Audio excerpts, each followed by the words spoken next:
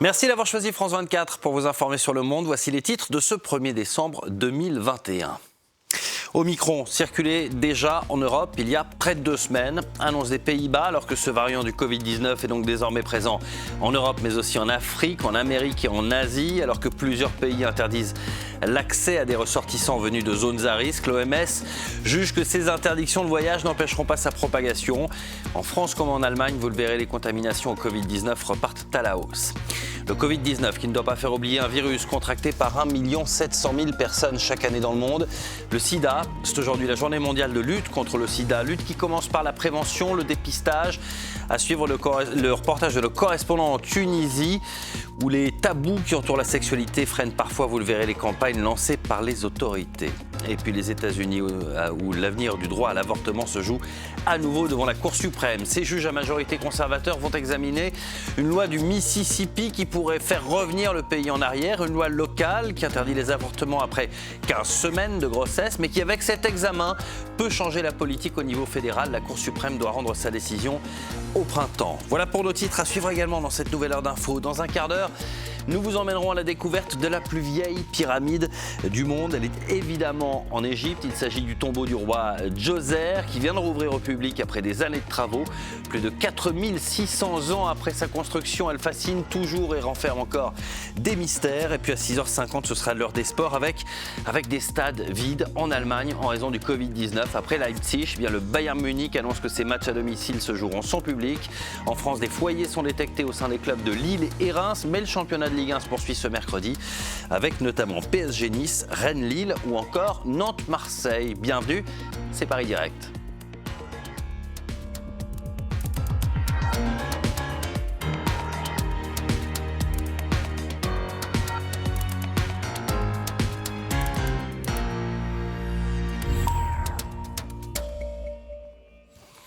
Davantage de contamination, davantage d'hospitalisation. En France, la situation est en train de s'aggraver sur le front de l'épidémie de Covid-19.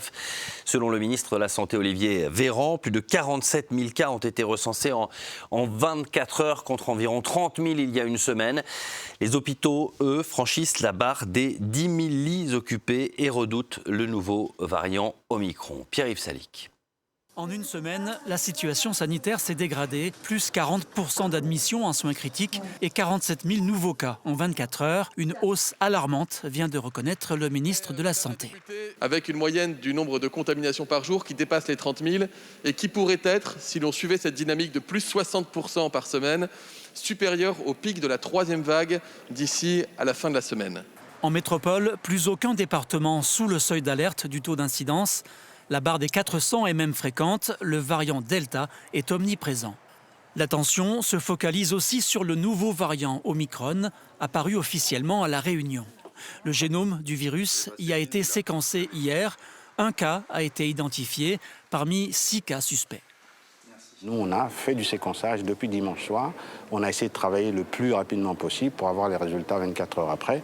Donc nous sommes lundi et on a pu détecter parmi ces 6 cas, un seul cas qui est réellement variant Omicron. L'homme contaminé a 53 ans. Il a séjourné au Mozambique, puis fait escale à Johannesburg avant de passer par l'île Maurice. Négatif à son arrivée à La Réunion, puis positif 2 jours plus tard. Il est aujourd'hui à l'isolement. Il a donc fallu une semaine pour identifier Omicron.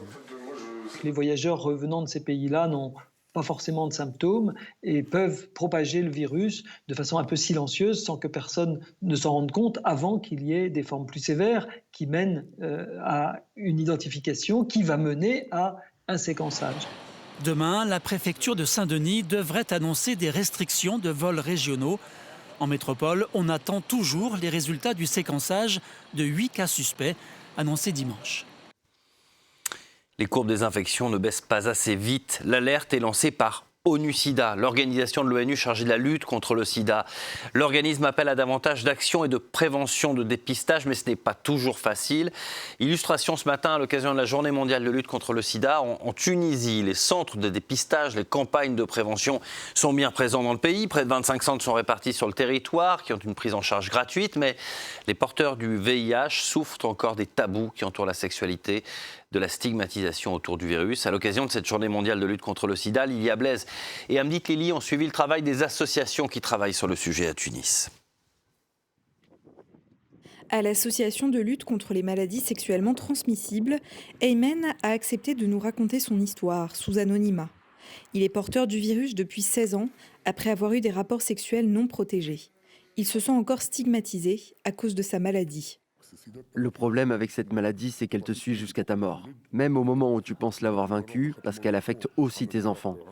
Par exemple, lorsque je les ai inscrits au jardin d'enfants, l'administration m'a obligé à déclarer que leur mère et moi-même étions porteurs.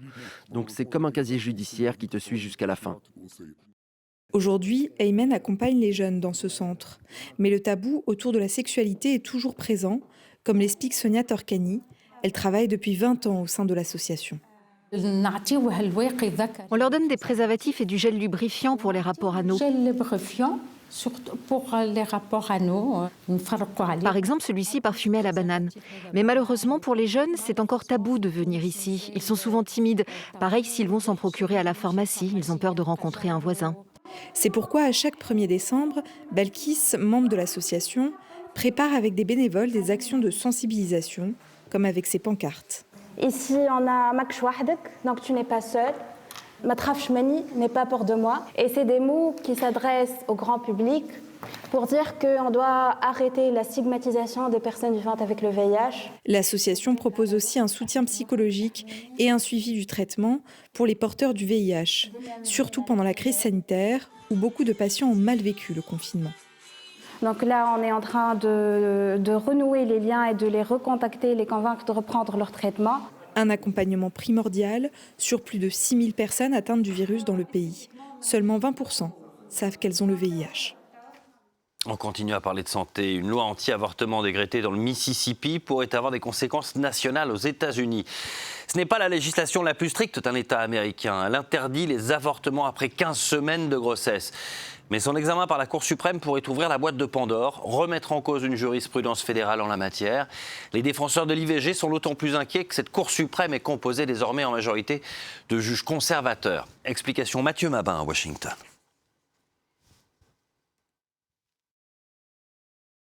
Après le Texas, c'est donc le tour du Mississippi de mobiliser l'intervention de la Cour suprême des États-Unis dans le dossier brûlant de l'avortement. Et cette fois, l'enjeu est colossal pour cet État conservateur du sud des États-Unis, puisqu'il s'agit purement et simplement de voir voler en éclats la jurisprudence qui permet aujourd'hui à une femme d'accéder à l'avortement. Un simple arrêt datant de 1973 et qui constitue aujourd'hui la seule base juridique garantissant le droit des femmes à disposer de leur corps. Seulement voilà, en 2019, l'État du Mississippi, qui dispose de son propre Parlement, a voté un texte interdisant l'avortement au-delà de 15 semaines de grossesse. Ce qui, techniquement, permettra aux législateurs du Mississippi de fixer un délai très court, comme le revendique le Texas, par exemple, avec un délai de 6 semaines. Le Mississippi, qui ne possède déjà plus qu'une seule clinique où l'avortement est encore pratiqué, pourrait donc concrètement devenir le premier État américain à rendre l'interruption volontaire de grossesse impossible. Jusqu'à présent, ce droit, pourtant jugé fondamental par une majorité de parlementaires américains, était protégé par les juges de la Cour suprême, justement, la plus puissante juridiction des États-Unis, qui ont toujours œuvré à protéger l'arrêt Roe v. Wade de 1973. Seulement voilà, entre-temps, Donald Trump a été président des États-Unis pendant 4 ans et a fait nommer 3 juges conservateurs à la Cour suprême, portant à 6 le nombre des juges connus pour leur hostilité à l'IVG. La situation est toujours tendue dans les Antilles françaises alors que s'achève la visite du ministre des Outre-mer. Des barrages routiers bloquent toujours la Martinique et Saint-Martin. Une mairie en Guadeloupe a échappé à une tentative d'incendie ces dernières heures. À la fin de sa visite en Martinique, Sébastien Lecornu s'est montré ouvert sur l'application de l'obligation vaccinale face au Covid-19, déjà repoussée au 31 décembre. Le point avec Edwige Ouamanissa. Sortir les Antilles de la crise, la mission délicate de Sébastien Lecornu. Pour cette deuxième étape en Martinique, le ministre des Outre-mer s'est assis à la table des négociations avec l'intersyndicale et les élus de l'île. À la clé, un accord de méthode pour sortir de la crise et régler la question de la vaccination. Ce dialogue et la méthode retenue donnent déjà un sens de direction dans la sortie de crise. Le premier, et je crois qu'il faut le traiter de manière très claire, c'est la question, bien sûr, de la santé. Le ministre s'est montré ouvert à une adaptation de l'obligation vaccinale pour la Guadeloupe et la Martinique. Vendredi déjà, avec le ministre de la Santé, Olivier Véran, il avait annoncé la repousser au 31 décembre 2021. Une avancée pour les syndicats martiniquais, inquiets pour le personnel hospitalier non vacciné. C'est difficilement possible de reclasser 3000 personnes.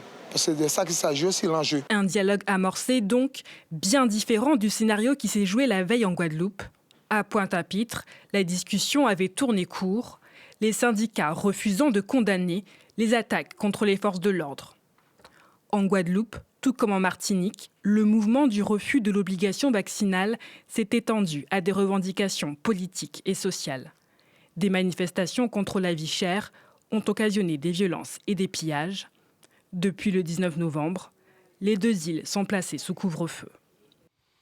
Toujours en France, la fin d'un faux suspense dans la campagne à l'élection présidentielle, à un peu plus de 4 mois maintenant du premier tour.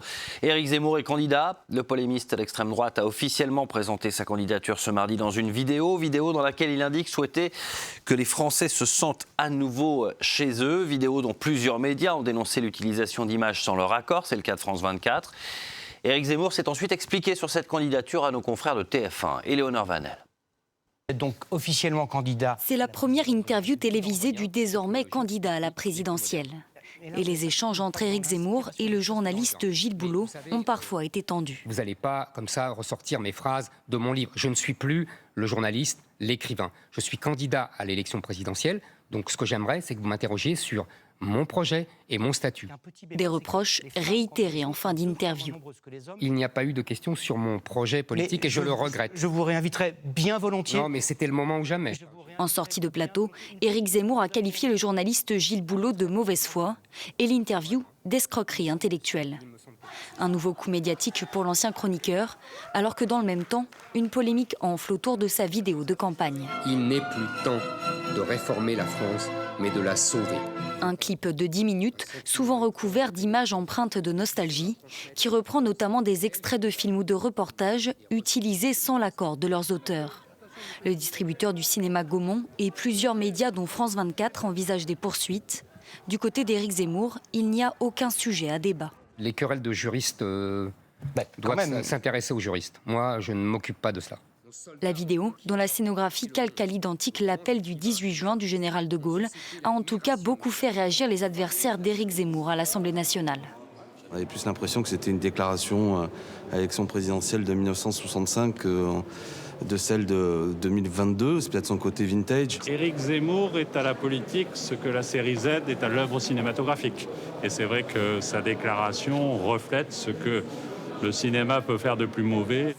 Cette journée médiatique va-t-elle relancer une campagne qui s'essouffle, ternie par plusieurs incidents ? Le défi du candidat Zemmour sera en tout cas d'enrayer la baisse constatée ces derniers jours dans les sondages. Une grande femme, la patrie reconnaissante, Joséphine Baker est entrée au Panthéon ce mardi. Vous avez pu suivre la cérémonie en direct sur notre antenne. Elle était une icône du music-hall, du militantisme antiraciste également. Joséphine Baker est devenue la 6e femme panthéonisée. Je vais y arriver. Maryse Burgot pour France 2. Me revoilà à Paris, l'une des plus célèbres chansons de Joséphine Baker, pour l'accueillir au Panthéon. Le cénotaphe est porté vers le temple de la République. Il ne contient pas le corps de la diva. Sa dépouille reste à Monaco, où elle fut enterrée à sa mort. Joséphine Baker, première femme noire à entrer au Panthéon. Une vie à plusieurs facettes, racontée sur les murs de l'édifice. Il y eut d'abord l'artiste, la danseuse, la chanteuse éprise de liberté. Née aux États-Unis et devenue une icône française. Puis il y eut la résistante, la patriote engagée contre l'Allemagne nazie. Les murs du Panthéon racontent aussi son engagement contre le racisme aux côtés de Martin Luther King. Emmanuel Macron salue la première artiste de spectacle à accéder à ce lieu. Il salue surtout le personnage illustre qu'elle fut. Le président salue les enfants de Joséphine Baker. Elle en avait adopté 12 dans le monde entier. C'était sa tribu arc-en-ciel, comme elle le disait elle-même. Un exemple aussi d'engagement et finalement de fraternité universelle qui peut être possible. C'est ce que ma mère pensait. Joséphine Baker est la 6e femme à accéder au Panthéon, aux côtés de 80 hommes. Voilà, on va quitter le Panthéon pour retrouver dans un instant les pyramides d'Égypte. Mais d'abord, un point sur nos principaux titres. Omicron circulait déjà en Europe il y a près de 2 semaines. Annonce des Pays-Bas. Alors que ce variant du Covid-19 est désormais présent donc en Europe, mais aussi en Afrique, en Amérique, en Asie. Alors que plusieurs pays interdisent l'accès à des ressortissants venus de zones à risque, l'OMS juge que ces interdictions de voyage n'empêcheront pas sa propagation. En France comme en Allemagne, les contaminations au Covid-19 repartent à la hausse. Et puis aux États-Unis, l'avenir du droit à l'avortement se joue à nouveau devant la Cour suprême. Ces juges, à majorité conservateurs, vont examiner une loi du Mississippi qui pourrait faire revenir le pays en arrière. Une loi locale qui interdit les avortements après 15 semaines de grossesse, mais qui, avec cet examen, peut changer la politique au niveau fédéral. La Cour suprême devrait rendre sa décision au printemps. Du haut de cette pyramide, 46 siècles vous contemplent. Je vous emmène à présent à la découverte du tombeau du roi Djoser. C'est dans le sud, au sud du Caire, en Égypte. C'est la plus vieille pyramide au monde. Elle se visite à nouveau après des années de travaux. Un édifice qui renferme encore des mystères. Elle n'aurait jamais servi et tient toujours debout malgré donc ses 4600 ans. Reportage Benjamin Delombre, Antoine Husser.